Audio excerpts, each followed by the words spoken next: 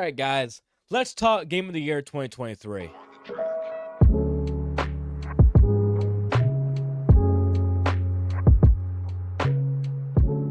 If you guys didn't see the announcement by the Game Awards Twitter, the Game Awards have announced that the Game of the Year nominees are Spider-Man 2, Alan Wake 2, Baldur's Gate 3, Legend of Zelda Tears of the Kingdom, Resident Evil 4 Remake, and Super Mario Bros. Wonder. If you guys didn't know, now you know. I'm a little bit upset because I was hoping Final Fantasy 16 would be on here. I don't think Super Mario Bros. Wonder deserves to be on this list. I believe that Final Fantasy 16 deserves to be on this list. But let's talk who I believe is going to win and why I think they will win.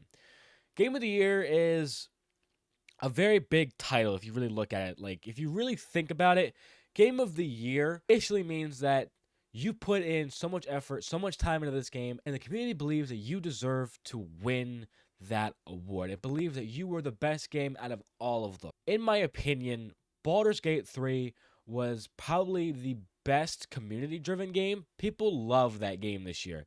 Baldur's Gate 3 took the community by storm. I think it's great, but I don't think it's Game of the Year. Super Mario Bros. Wonder, you guys already know, I don't believe is Game of the Year this year.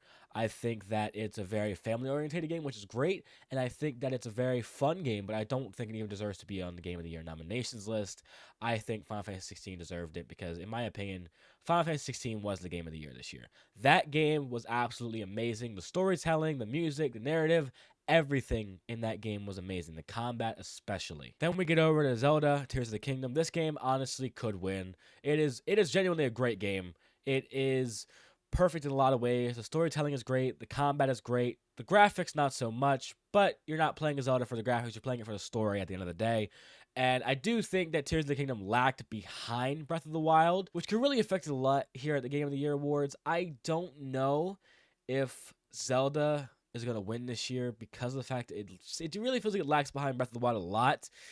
But let's continue. Alan Wake 2. This is a great game. I haven't played it personally, but I've seen a lot of gameplay on it. There's some funny moments, like a whole Champion of Light, like Broadway show thing, where they have like the little light panels and they're showing like the actual in real life actors singing this Broadway type song. It's like a whole musical act, and I think that's great. I think that the team over there put in a lot of hard work on Alan Wake 2, and I think it really does deserve its spot being nominated because it is a great game, but I don't think it wins here. I think that, in my opinion, it can only go between two games. It can only go between Spider-Man 2 and Resident Evil 4 Remake. I have played those games more than a little bit. I have platinum Spider-Man 2. I have beaten it on the hardest difficulty. I've beaten it on the easiest difficulty. I've played it probably more hours than most people have. I've played that game for over 120 hours. That game is absolutely amazing, and I'm going to come back to it, but I'm going to go back to Resident Evil 4 Remake real quick. Resident Evil 4 Remake took me by surprise this year because I was planning on playing it, but I didn't know if I was going to actually enjoy it because I had actually never beaten the original RE4. I had played the original RE4, but I never actually beat it. I only got to the village. That was it. I never beat it. So, playing RE4 Remake, I came into it skeptical, mostly because I did not like Village, and I didn't like RE3 Remake. So, the only games that had come out by them that I had enjoyed was RE2 Remake and Resident Evil 7. So it was kind of my comeback to see how they would do here. And I believe RE4 Remake is one of the best games that they have ever put out. Capcom absolutely knocked it out of the park with this game. RE4 Remake is an absolute masterpiece. The DLC with Ada, the Mercenaries mode, everything that just kept coming into the game was just perfect. The gameplay, the combat, the puzzle solving, everything was amazing. I have platinumed that game. I put hours upon hours upon hours into that game, but I don't think it beats Spider-Man 2. In my opinion, Marvel Spider-Man 2 is the game of the year. I say this because if you look at the rest of the games on this list, did any of these games really make you feel something besides Spider-Man 2? Did any other game really make you feel like you were that character? Did any other game make you almost well up when you saw certain things happen? This game was an absolute masterpiece. I've talked about it in my honest review of Spider-Man 2. The combat, the side missions, it may be short in a lot of ways, even though it is the same length as the first Spider-Man on the PS4. I think Spider-Man 2 is the game of the year. This game told an amazing story, had amazing combat, was probably the best traversal I've ever seen in a game to date.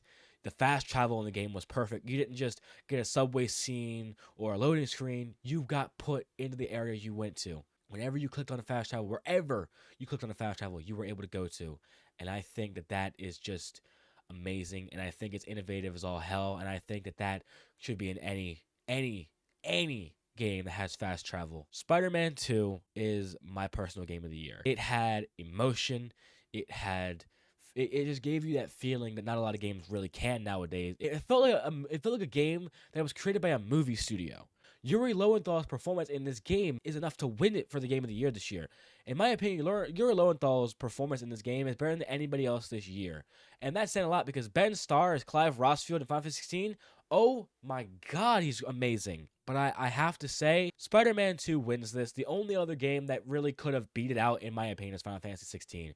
Final Fantasy 16 should be Game of the Year because it is my personal Game of the Year. It beat Spider-Man 2. And I hate to say that because I love Spider-Man 2 so much, but Final Fantasy 16, I wasn't even going to get. You guys got to remember, I had a pre-order down for Diablo 4.